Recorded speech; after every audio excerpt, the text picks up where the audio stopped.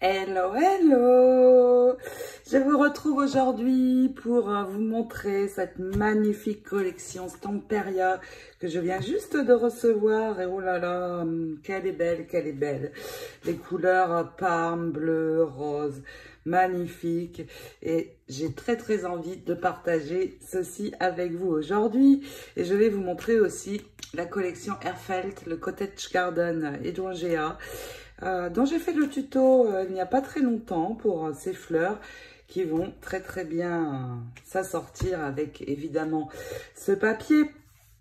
Je l'ai reçu donc comme je vous ai dit aujourd'hui. Je pense qu'en Europe, celles d'entre vous qui l'ont acheté l'ont eu bien avant moi, mais ici ça a été un petit peu long, un petit peu plus long pour venir d'Italie, mais ça y est. Et franchement, je suis aux anges. Je vais commencer par vous montrer cette collection Airfelt. Donc j'ai fait le tutoriel des grands hydrangeas et vous voyez là j'ai une très grande fleur et dans le set Cottage Garden Hydrangea, Hortensia en français, nous avons la grande fleur, donc qui va vraiment très bien se marier avec cette collection. Et puis nous avons les pétales pour pouvoir créer cette fleur. Donc ici, 7 pétales plus grands et ici, non le contraire, 5 pétales plus grands et ici 7 plus petits. Le tampon qui va avec pour donner de jolis détails à cette fleur, comme vous pouvez le voir ici. Et puis, il y a également, dans cette série, le Fresh Cut Hydrangea. Là, nous avons 2 plus petites fleurs, donc à utiliser avec les pétales que nous trouvons dans ce set-ci. Et puis aussi un oiseau, 2 oiseaux avec la fleur d'hydrangea d'hortensia à côté. Et dans le papier Stamperia, il y a des oiseaux aussi. Donc pourquoi pas les utiliser. Et donc cette série, il y a les tampons également, le petit oiseau et ici une expression en anglais, un sentiment en anglais. Et donc ces 2 collections, ces 2 sets de tampons vont pouvoir s'utiliser également avec le mold pour pouvoir embosser les pétales.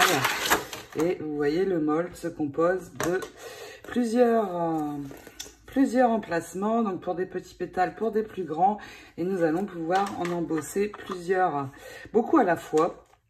Et c'est très bien parce que pour faire, par exemple, une grande fleur, eh bien, il faut quand même pas mal de pétales. Et puis, dans la boutique, vous avez dû peut-être le voir, j'ai réalisé des tamponnages et des coupes pour pouvoir réaliser ces très belles fleurs si vous ne souhaitez pas investir dans le matériel Airfelt. C'est sympa aussi, les découpes, ça permet de pouvoir essayer à moindre coût. Eh bien, assez avec Airfelt Creation. Nous allons passer maintenant à Stamperia, qui va très bien s'accorder avec ceci. Et j'en suis vraiment ravie, car j'aime bien allier les 2 marques. Et donc, nous allons commencer par le bloc 20-20. J'achète toujours un bloc 30-30 et un 20-20. Pourquoi? Parce qu'ils se complètent. Et sur le 20-20, nous avons des plus petites images qui permettent d'autres choses dans l'album que je souhaite faire.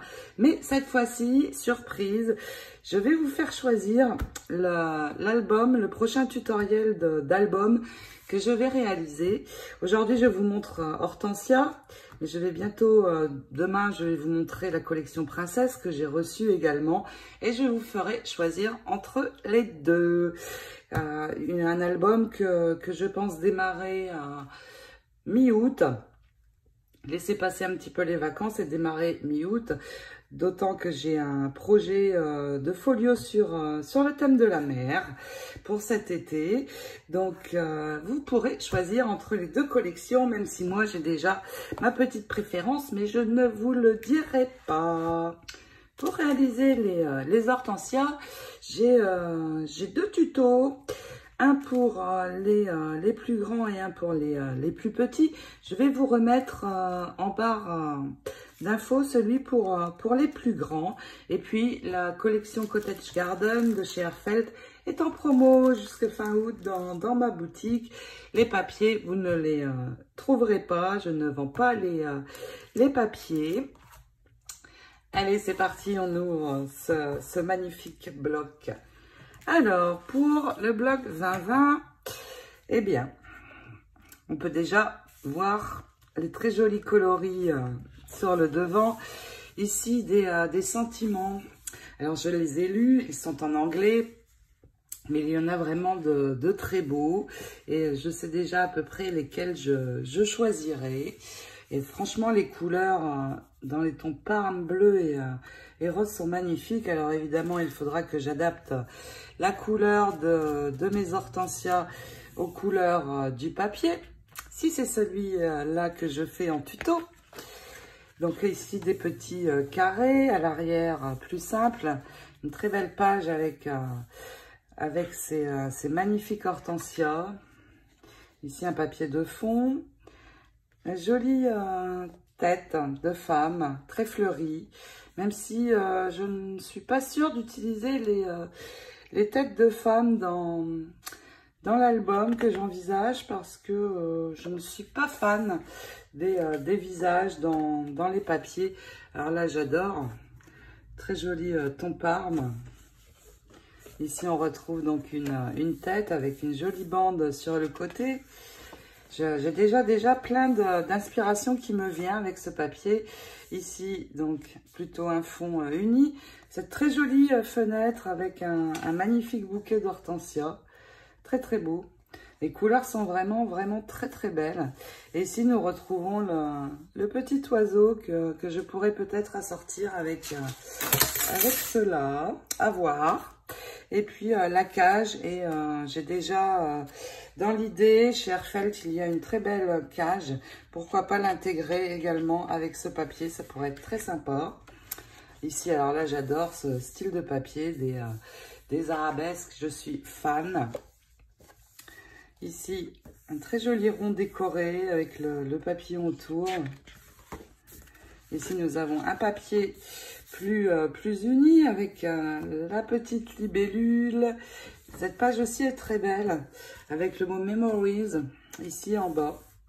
Et à l'intérieur, peut-être on pourrait mettre autre chose. À l'arrière, un fond plutôt bleu, des petits tags qui rappellent la collection. Un fond plutôt uni. Ici, des cadres fleuris. Un fond uni un petit peu plus bleu-vert. Et ici, eh bien, nous allons pouvoir détourer des images. Il y en a de très belles. J'aime beaucoup le bouquet. L'horloge ici aussi, évidemment, les papillons. J'adore mettre des papillons dans mes créations. Voilà pour le bloc 2020. Je vais vous montrer le 30-30 qui reprend les mêmes images, mais avec des motifs plus grands, bien sûr. Donc, nous retrouvons les sentiments.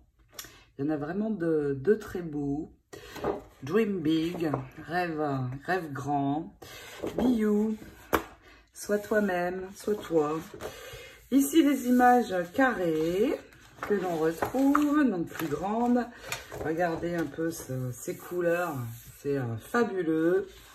J'adore ce papier, il est vraiment très chouette.